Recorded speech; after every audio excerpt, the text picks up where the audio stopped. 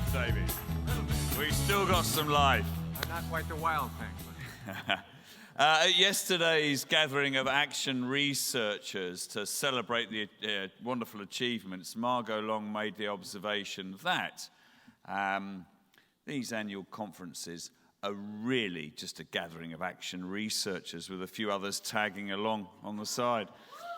Well, as somebody who is tagging along, therefore, on the side, we want to thank you and we want to acknowledge all you do, acknowledge what you do for the coalition, but also recognize the significance of it in preparing teachers, best preparing them to be able to lead boys in those skills of sharing interests, getting good at things that they're going to need. It's a wonderful part of the IBSC. It's probably it is our strongest hub and heart of the coalition. And we are now going to recognize two researchers who've done remarkably well. David.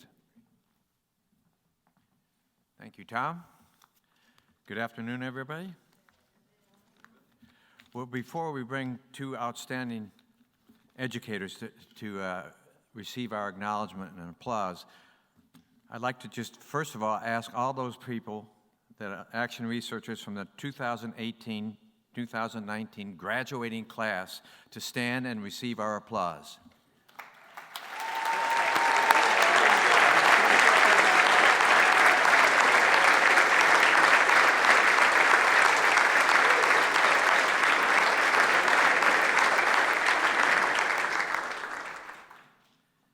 As I'm sure many of you have heard, that this is a two-year program, and things don't just come here and present without some guidance and leadership and comfort, if you will, along the way. And so I'd like to ask the following five people to get up, and who are the team advisors, and hold your applause until all five get up and for their acknowledgement. First, Tris Seslak from Crescent School, Canada. There she is. Okay. I just wanted to see if you were paying attention. I said, hold the applause. That's right. Bruce Collins from St. Albans College, and now the IBSC. Polly Higgins from King Edward School in the United Kingdom, Birmingham. Janet Leanne from the Browning School in the U.S., and Laura Sable from the St. Christopher School in the United States. Now,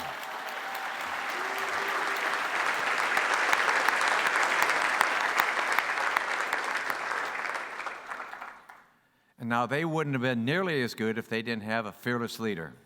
And so last but not least, I would ask Margot Long, the director of the IBSC, to stand and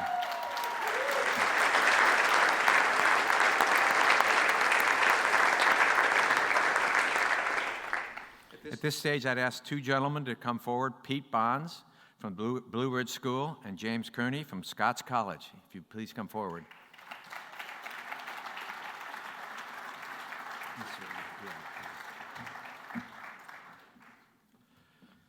Stand over here, please. That's right. Well, I had the pleasure of participating in the workshop of both these gentlemen, and this is a well-deserved honor. And it is with a real sense of delight that we now announce Pete Bonds and James Kearney as the joint winners of the 2019 Action Research Award. Given the outstanding quality of this year's reports, it required a rigorous selection process with input from many. You'll find both of these reports posted on the IBSC website later today, and the whole cohort's reports later in August. Pete and James received this award for completion of innovative action research projects of the highest standard, and for their valuable contribution to the IBSC Action Research community this year. Both researchers produced extremely well-written, logical reports. Excellent use is made of current literature to provide context for their studies and references to the literature. And they are well integrated to address their research questions. Data analysis is sound, and there has been accurate and effective synthesis of results and thoughtful reflection in addressing their research findings.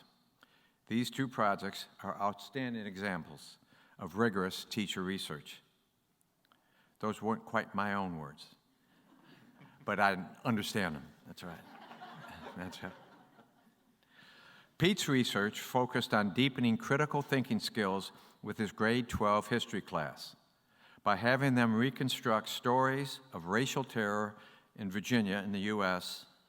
Boys were tasked with researching and verifying newspaper articles that covered the lynching of African Americans between 1870 and 1920, and creating a compelling and accurate narrative account of a particular victim's story. This action provided boys with a pathway to learning about themselves through storytelling and encouraged them to become critical consumers of the sources they assessed. As a result, they felt empowered and developed a sense of agency in how they interacted with the world around them. James's project sought to deepen year 11 and 12 boys' intercultural understanding by having them participate in a theater project exploring the themes of displacement. Boys interviewed different people, including refugees and asylum seekers from Afghanistan, Burundi, Rwanda, and Zimbabwe. These stories were then interwoven into an ensemble play written and performed by the boys. The project challenged the boys' existing perception of displaced people and enabled them to develop an empathy and respect for their subjects.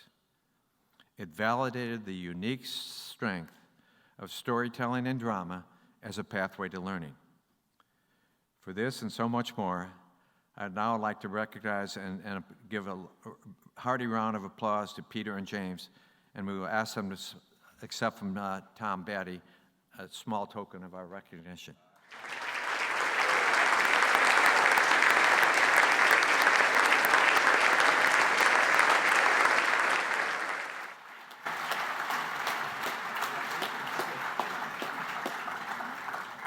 And nothing comes free in this world, so now they have to sing for their supper.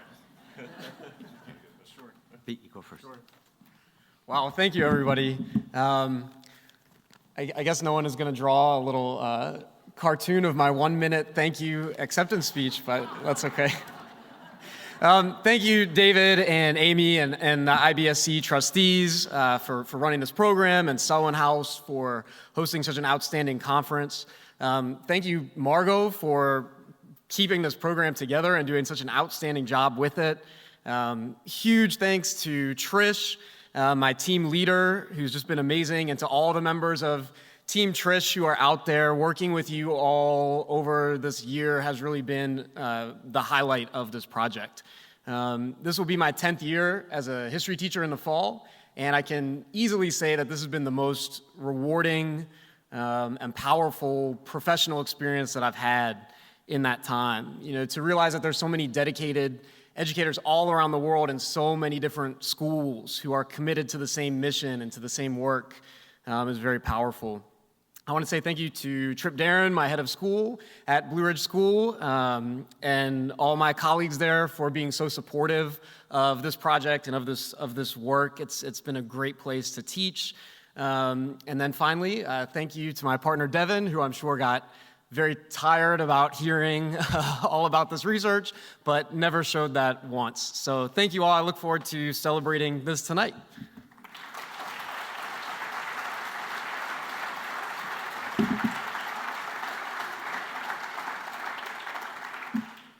I'll start with the obligatory thank yous as well, to echo a number of things that Pete's already covered.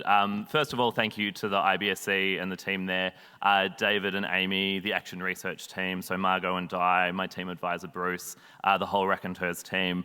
Thank you to my principal, Tom, and to my mentor, Peter Kudis, for supporting my application in the first place, and to my partner, Nick, for putting up with me talking about my project, and for providing valuable editorial assistance along the way.